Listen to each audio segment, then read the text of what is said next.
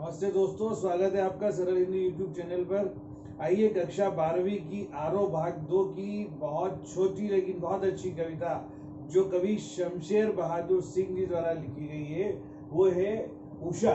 उषा कविता को हम पढ़ते हैं। इस कविता का शीर्षक है उषा। इस कविता में कवि ने सुबह के सूर्योदय के ठीक पहले जो प्रकृति में पूर्व दिशा में परिवर्तन होते हैं उनका बड़ा ही सुंदर मनोहारी चित्रण किया है।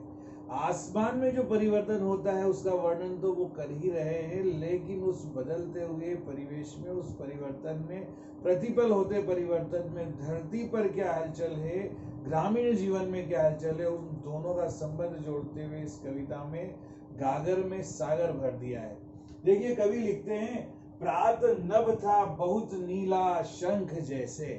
प्रात नभ था बहुत नीला शंख जैसे, भोर का नभ राख से लीपा हुआ चौका अभी गीला पड़ा है।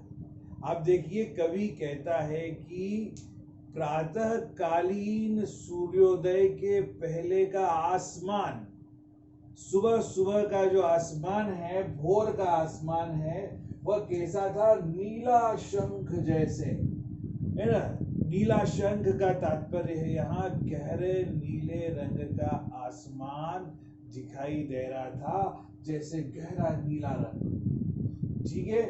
और भोर का नभ राख से लीपा हुआ चौका, जैसे नीले शंख का एकदम नीले रंग का आसमान था और अगले ही क्षण क्या परिवर्तन हुआ? वह भोर का नभ, सुबह का आसमान ऐसा लग रहा था जैसे राख से किसी महिला ने, गृहिणी ने चौके को लीप दिया गया हो।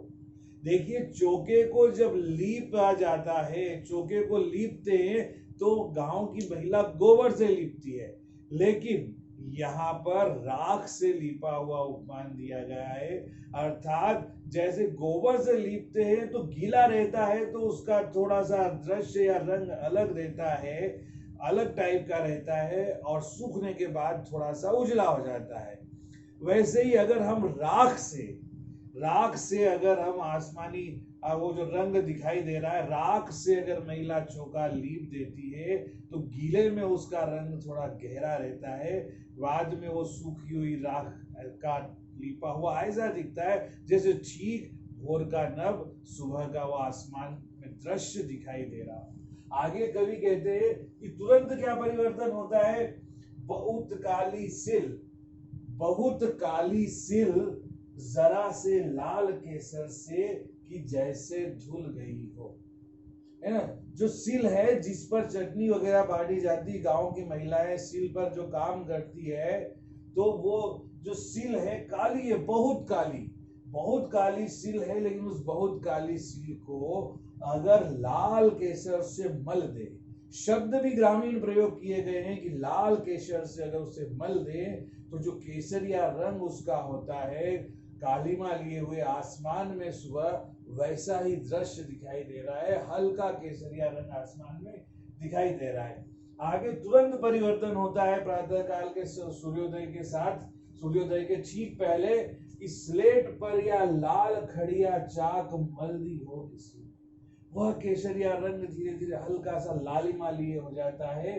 जैसे गांव में जो बच्चे पढ़ते हैं जनरली उनके पास में स्लेट होती है, पट्टी बोलते हैं उसको, उस स्लेट पर किसी ने लाल खड़िया चाक मल दी हो। मलने का तात्पर्य जोर से इस तरह से प्यार प्यार रगड़ना, यानी खूब मन लगा करके उसको रगड़ देना।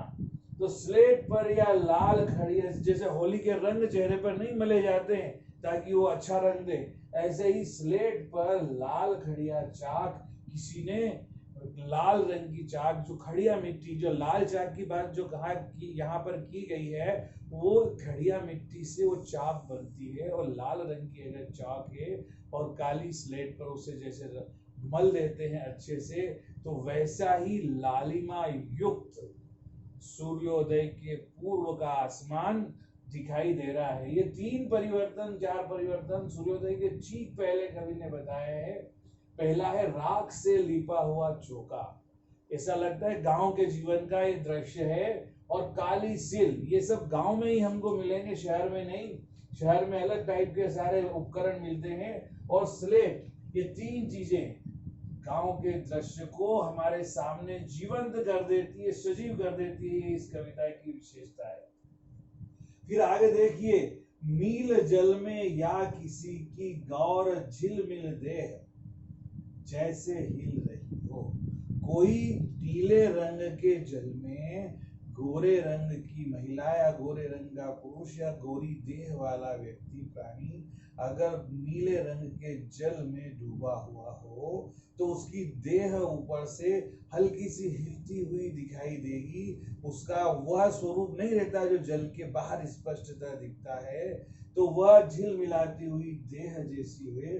ठीक उसी प्रकार से सूर्योदय के पूर्व का पूर्ण रूप से जो सूर्य उदय नहीं हुआ है लेकिन आसमान से निकल रहा है, उसका दृश्य वैसा ही दिखाई दे रहा है जैसे किसी की गौर वर्ण की देह नीले जल में झिलमिला रही।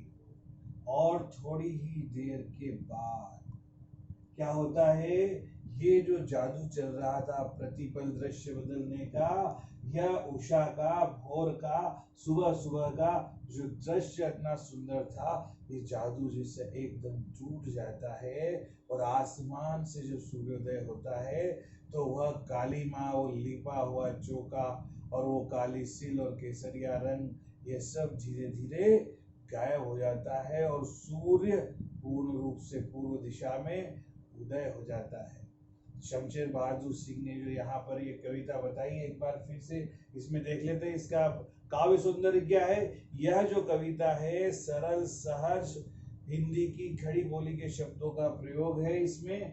और इसमें जरा शब्द जो है यह उर्दू का प्रयोग है, उर्दू शब्द है, तो यहाँ तत्सम तद्भव शब्दों के साथ उर्दू का प्रयोग भी हुआ है। ये इसकी भाषा की विशेषता है।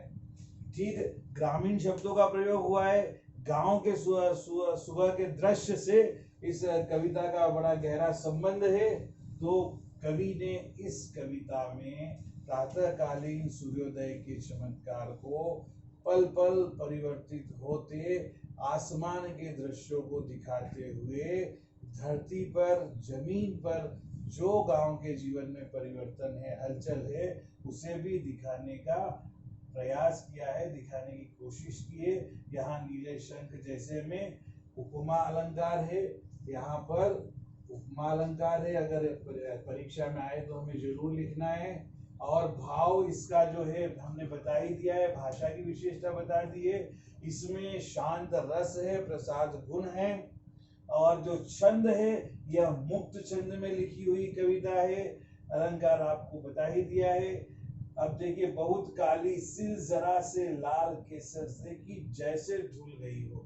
यहाँ पर उत्प्रेक्षा अलंकार की छटा दिखाई दे रहे हैं। कवि ऐसा मान रहा है कि ऐसा लग रहा है सूर्योदय के दृश्य में कि जैसे काली सिल को लाल केसर से धो दिया हो। यहाँ पर उत्प्रेक्षा अलंकार का प्रयोग है, यहाँ उपमा अलंकार का प्रयोग है।